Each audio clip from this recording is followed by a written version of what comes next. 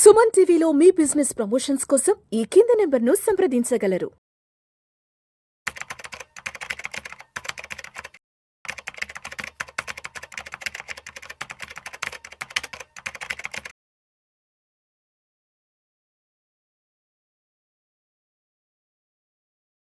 నమస్తే, welcome to Suman TV. నేను వెల్లి చక్రధర్. ఒక మంచి పిఎంఎస్ గురించి డిస్కస్ చేద్దామండి ఇవాళ. అదే బ్లూ చిప్ పిఎంఎస్ అంటారు. చూడండి, మార్కెట్ చాలా పడింది. మనకి 86,000 ఆర్ 85,000 లెవెల్స్ నుంచి కూడా మార్కెట్ ఆల్ టైమ్ డౌన్కి వచ్చేసింది 73,000. సో మనకి చూడండి, మార్కెట్లో 14.5% కరెక్షన్ వచ్చింది. చిన్న మాట కాదు, చాలా పెద్ద కరెక్షన్ వచ్చింది ఈసారి. సో ఇట్లాంటి కరెక్షన్ వచ్చినా కూడా మంచిగా స్టేబుల్గా ఉన్న పిఎంఎస్ ఏదైనా ఉంది అంటే అది బ్లూ చిప్ పిఎంఎస్ అండి. మనకి రాబోయే రోజుల్లో చూడండి, మనం చెప్తూ ఉంటాం ప్రతి ఒక్కళ్ళకి పిఎంఎస్ గురించి అర్థం చేసుకోండి, పిఎంఎస్లో ఇన్వెస్ట్మెంట్ చేస్తే మీకు రిటర్న్స్ బాగా వస్తాయని చెప్తుంటాము. మన అప్పట్లో ఏంటంటే బుల్ రన్లో చూడండి, మ్యూచువల్ ఫండ్స్ కూడా చాలా మిడ్ క్యాప్, స్మాల్ క్యాప్ కావచ్చు, అవన్నీ కూడా రిటర్న్స్ ఎక్కువ ఇవ్వడంతో అందరూ కూడా అవి రిటర్న్స్ ఎక్కువ వస్తున్నాయి. 34%, 40%, ఈవెన్ మన మ్యూచువల్ ఫండ్స్లో కూడా 30%, 40% రిటర్న్ వస్తున్నప్పుడు మనం ప్రీవియస్ ఎందుకు వెళ్ళాలి అనుకున్నాము. కానీ ఇప్పుడు చూడండి, మార్కెట్లో డౌన్ అయిన తర్వాత చాలా మంది అర్థమైంది ఏంటంటే అవి ఎంత ఫాస్ట్గా రిటర్న్ ఇచ్చాయో అంత ఫాస్ట్గా కూడా రిటర్న్ ఎవరోజు రిటర్న్ అవకాశం ఉంది. సో అట్లాగే మన క్వాలిటీ పిఎంఎస్ ఏదైతే ఉంటుందో, బ్లూ చిప్ పిఎంఎస్ ఏదైతే ఉంటుందో అందులో పెద్దగా డాంట్ అయితే జరగలేదండి. ఇంత మార్కెట్ ఫాల్లో కూడా అవి హార్డ్లీ 8% పడ్డాయి. సో ఇప్పుడు మీకు చెప్తానంటే ఒక మంచి పిఎంఎస్, బ్లూ చిప్ పిఎంఎస్, ఇందులో ఉన్న స్టాక్స్ ఎలా ఉంటాయి ముందు గమనించండి. చాలా మంది తెలియదు ఏంటంటే పోర్ట్ఫోలియో ఎలా ఉంటుంది, దీంట్లో ఏదన్నా మనకి ఏంటంటే చాలా మంది మైండ్లో ఒక రాంగ్ పర్సెప్షన్ ఉంది. ఒకటి ఏంటంటే ఫస్ట్ ఏంటంటే వాళ్ళు ప్రాఫిట్ షేరింగ్ తీసుకుంటారు అని. ప్రాఫిట్ షేరింగ్ ఎవరు తీసుకోరండి. ప్రాఫిట్ షేరింగ్ అసలు చాలా కంపెనీస్ తీసుకోవడం మానేసాయి. అది ఒక మిత్ అంతే. No profit sharing. మీకు ఎంత ప్రాఫిట్ వస్తే అంత ప్రాఫిట్ మీకే ఇస్తారు. అలాగే చర్నింగ్ మీద ట్యాక్స్ ఎక్కువ పడుతుంది అనుకుంటారు. ఇది ఒక మళ్ళీ భ్రమ ఉంది. చర్నింగ్ ఎప్పుడు ఇయర్లీ వన్స్ ఒకసారి చేస్తారండి కొన్ని పిఎంఎస్ఎస్. మనం డిస్కస్ చేయబోయే బ్లూ చిప్ పిఎంఎస్ ఏదైతే ఉందో ఇందులో churning only once in year జరుగుతుంది. కాబట్టి మీకు పెద్దగా ట్యాక్స్ కూడా పడదు.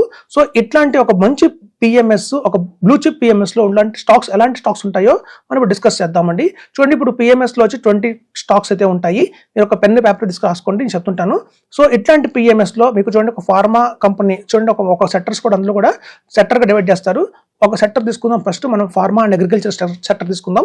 ఇట్లాంటి ఫార్మా అండ్ అగ్రికల్చర్ సెక్టర్లో అబౌట్ ఇండియా అంటే చాలా మందికి తెలుసండి, మంచి కంపెనీ అది. ఇప్పుడు థైరోనామ్ మన టాబ్లెట్లు ఏవైతే ఉన్నాయో, ప్రతి ఒక్క మనిషికి థైరాయిడ్, వాళ్ళు ఎవరి ఫ్యామిలీ ఒక థైరాయిడ్ పర్సన్ ఉన్నారు. మనం ఎవ్రీ మార్నింగ్ లేవగానే థైరోనామ్ టాబ్లెట్ వేసుకుంటాం. సో అలాంటి థైరోనాము, అలా డి విటమిన్ టాబ్లెట్స్ కూడా వాళ్ళు తయారు చేస్తారు. సో అబౌట్ ఇండియా మంచి కంపెనీ. సో అట్లాంటి అబౌట్ ఇండియా ఒక కంపెనీ. అలాగే ఒక సన్ ఫార్మా తీసుకున్నారు వాళ్ళు. So Sun Pharma, Abbott India. అలాగే చూడండి, బయర్ క్రాప్ సైన్స్ లిమిటెడ్ అంటారు. ఈ బయర్ అనేది ఏంటంటే మనకి ఈ పెస్టిసైడ్స్ తయారు చేసే కంపెనీ అంటది. సో అగ్రికల్చర్లో మనకు తెలుసు, India is agriculture driven country అని. సో మనకి ఎంత పెస్టిసైడ్స్ వాడతామో మనకు తెలుసు, దాని గురించి సపరేట్ చెప్పకల్లా. అలాంటి అందులో కూడా మంచి కంపెనీ ఉంది. అలాగే కోరమండల్ ఇంటర్నేషనల్ కంపెనీ ఉందండి, వాళ్ళు కూడా మన పెస్టిసైడ్స్ అలాంటివి తయారు చేస్తుంటారు. సో ఇవండి ఒక ఫార్మా అగ్రికల్చర్ కంపెనీ సెక్టర్ సంబంధించి ఈ 4 ఫండ్స్ని, స్టాక్స్ని వాళ్ళు తీసుకున్నారు. మనకి అబౌట్ ఇండియా ఒకటి, సన్ ఫార్మా ఒకటి, బయర్ కార్ప్ సైన్స్ లిమిటెడ్ ఒకటి, కోరమండల్ ఇంటర్నేషనల్ ఒకటి. సో ఇదండి ఒక ఫార్మా సంబంధించి. అలాగే FMGC అంటే fast moving consumer goods. So ఆ కేటగిరీ కింద వచ్చే 4 కంపెనీస్ ఏంటంటే బ్రిటానియా అండి. మనందరికీ తెలుసు, బ్రిటానియా మనం ఎవ్రీడే వాడుతుంటాము. సో బ్రిటానియా, అలాగే ఐటీసీ మీ అందరికీ తెలుసు ఎంత స్ట్రాంగ్ కంపెనీయో. సో ఐటీసీలో మీకు చూస్తే సన్ఫీస్ట్ బిస్కెట్స్ కావచ్చు, అలాగే ఆశీర్వాద్ గోధుమ పిండి కావచ్చు. అలాగే మీకు చూస్తే ఐటీసీ అనేది టొబాకోకి చాలా ఫేమస్ అని తెలుసు మీ అందరికీ. సో అట్లాంటి క్లాస్మేట్ అన్ని వాళ్ళ నోట్బుక్స్ కూడా ఉన్నాయి. సో ఇవన్నీ కూడా కలిపి మనకి ఐటీసీ కిందకి వస్తాయండి. సో FMGCలో వాళ్ళు బ్రిటానియా, ఐటీసీ, అలాగే కోల్గేట్ పామాల్యూ. సో కోల్గేట్ పామాల్యూ అంటే మీకు తెలుసు, కోల్గేట్ పేస్ట్ లేకుండా అసలు ప్రతి ఇంట్లోనూ కోల్గేట్ పేస్ట్ ఉంటుంది. సో అట్లాంటి మంచి కంపెనీస్లో ఇన్వెస్ట్ చేస్తారండి. అలాగే మ్యారికో అని, ఇప్పుడు మీరు చూడండి, మ్యారికో అంటే మన పారాషూట్ కొబ్బరి నూనె. అలాగే మీకు సఫోలా వాళ్ళది, సఫోలా ఆయిల్. సో ఇట్లాంటి కంపెనీ అండి. సో ఈ FMGC కింద ఈ 4 స్టాక్స్లో వాళ్ళు ఇన్వెస్ట్ చేశారండి. సో మీకు బ్రిటానియా, ఐటీసీ, కోల్గేట్ పామాల్యూ, మ్యారికో, ఇవి ఫాస్ట్ మూవింగ్ కన్సూమర్ గుడ్స్ కింద కేటగిరీ కింద పెట్టిన స్టాక్స్. అలాగే ఫైనాన్షియల్ సర్వీసెస్ చూడండి, ఇండియాలో ఫైనాన్షియల్ సర్వీసెస్ అంటే మీకు తెలుసు, చాలా మంది అనుకుంటారు బ్యాంకింగ్ అనుకుంటారు.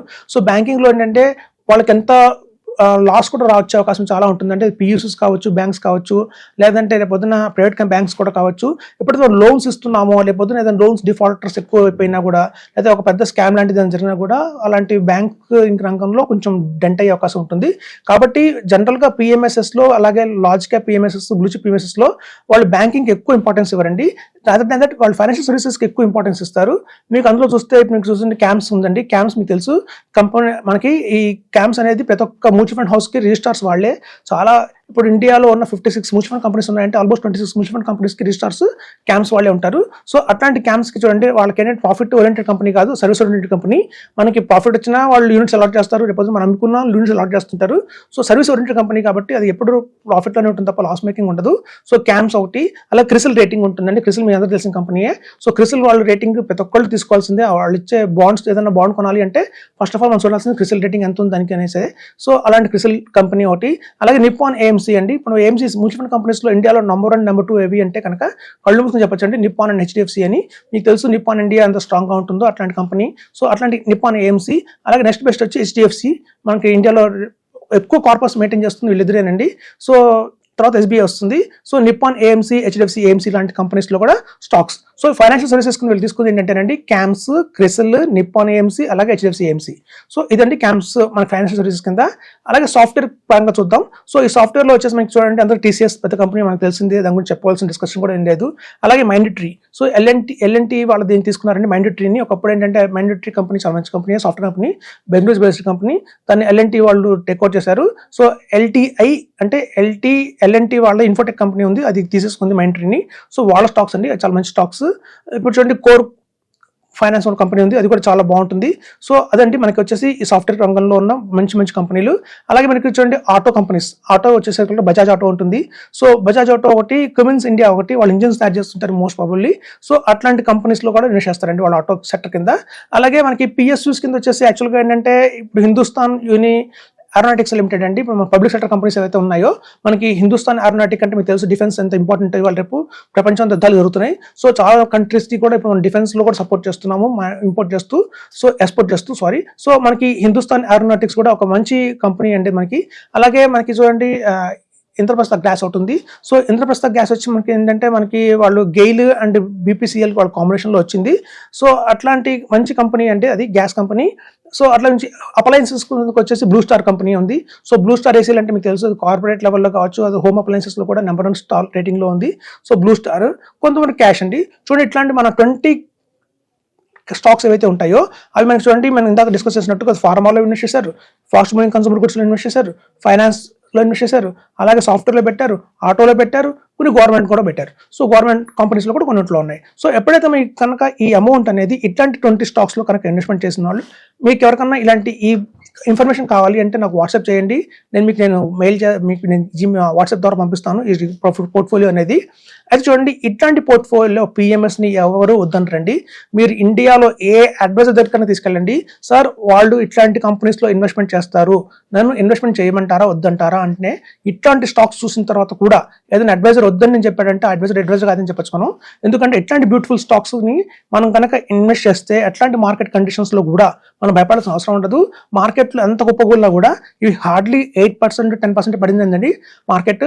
అన్లైక్ కొన్ని మ్యూచువల్ ఫండ్ కంపెనీస్ అయితే మనకి స్టాక్ ఫండ్స్ అయితే మనకి 20% 30%, కొన్ని సెక్టర్ అయితే కనుక 30-40% కూడా పడిపోయినాయి, డిఫెన్స్ లాంటివి. సో మన గ్రీన్ కానీ అట్లాంటివి. సో ఇట్లాంటి పోర్ట్ఫోలియో కనుక తీసుకుంటే ఏ అడ్వైజర్ కూడా సరే నో అని చెప్పడానికి వీల్లేదు. ఇందులో మీకు ప్రాఫిట్ షేరింగ్ లేదు, గుర్తుంచుకోండి. At the same time churning కూడా ఎక్కువ జరగదు. సో టాక్సేషన్ ప్రాబ్లం లేదు. రేపొద్దున మార్కెట్ పెరిగినప్పుడు ఏదన్నా మార్కెట్ మళ్ళీ బుల్ రన్ స్టార్ట్ అయ్యాక ఫస్ట్ ఫాస్ట్గా గ్రో అయ్యేది అంటే ఇదేనండి. ఇట్లాంటి స్టాక్స్ని ఈవెన్ ఫారెన్ ఇన్వెస్టర్స్ కూడా ఎక్కువ కొనేది ఇలాంటి స్టాక్స్ అనండి. ఫారెన్ ఇన్వెస్టర్స్ ఎప్పుడు కూడా ఎఫ్ఐఎస్ మళ్ళీ ఇండియాకి వచ్చారు అంటే మాత్రం వాళ్ళు మిడ్ క్యాప్ స్మాల్ క్యాప్ జోలికి పోరండి. వాళ్ళు కంపల్సరీగా కొనేది లార్జ్ క్యాప్ కంపెనీసే. సో ఇట్లాంటి లార్జ్ క్యాప్ కంపెనీస్లో కనుక ఇన్వెస్ట్మెంట్ చేస్తే చూడండి, లార్జ్ క్యాప్ కంపెనీస్ అనేవి మ్యూచువల్ ఫండ్స్లో వేరుగా ఉంటాయి, పిఎంఎస్లో వేరుగా ఉంటుంది. లార్జ్ క్యాప్ అనగానే మ్యూచువల్ ఫండ్స్లో ఏంటంటే మనకు ఒక అనుమానం ఉంది, ఒక స్టెబిలిటీ ఉన్న కంపెనీలు, పెద్ద గ్రోత్ ఉండదు, రిటర్న్ ఉండదని. కానీ లార్జ్ క్యాప్ అలాగే పిఎంఎస్లో అలా కాదండి. అందులో కంపెనీస్ ఉంటాయి కానివ్వండి, మంచి స్ట్రాంగ్ కంపెనీస్ ఉంటాయి కానివ్వండి, అవన్నీ టాక్సేషన్ అయిన కంపెనీస్ కావు, గ్రోత్ ఉన్న కంపెనీస్. సో ఇట్లాంటి కంపెనీస్లో కనుక ఇన్వెస్ట్మెంట్ చేస్తే మనం పెట్టిన 50 crores కూడా మనకి వితిన్ 4.5 yearsలో డబుల్ అవుతుంది. 20 years కనుక ఇట్లాంటి పోర్ట్ఫోలియో మీరు కంటిన్యూ చేసుకున్నారంటే 20 crores వచ్చే అవకాశం కూడా ఉందండి. సో మళ్ళీ చెప్తున్నాము. సో పిఎంఎస్ని అర్థం చేసుకోండి. ఇందులో ఏమి ప్రాఫిట్ షేరింగ్ ఉండదు. ఇందులో చూడండి 2.5% మనకి ఎక్స్పెన్స్ రేషియో ఉంటుంది ఇనిషియల్గా. అది కనుక మీకు 2 crores మీ వాల్యూ పెరిగింది అంటే మాత్రం 2% తగ్గిస్తారు వాళ్ళు, 2% వచ్చేస్తుంది మీ ఎక్స్పెన్స్ రేషియో. సో కాబట్టి ఎక్స్పెన్స్ రేషియో తక్కువ, ప్రాఫిట్ షేరింగ్ లేదు, టాక్సేషన్ ప్రాబ్లం ఉండదు. ఈవెన్ మీకు ఏంటంటే ఐటీసీ లాంటి కంపెనీస్ ఉన్నాయి కాబట్టి డివిడెండ్ ఇన్కమ్ కూడా మీకు చాలా ఎక్కువ వస్తుంది ఇట్లాంటి కంపెనీస్లో ఇన్వెస్ట్ వల్ల.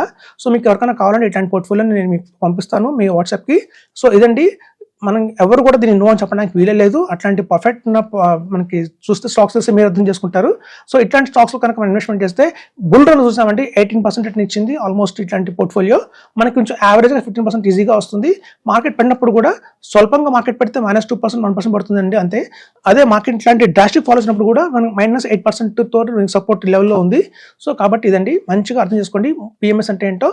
ఇట్లాంటి పోర్ట్ఫోలియో కనుక మీరు ఇన్వెస్ట్మెంట్ చేస్తే మీరే కాదు నెక్స్ట్ 3-4 జనరేషన్స్ కూడా హ్యాపీగా ఉండొచ్చని చెప్తున్నాను. Thank you.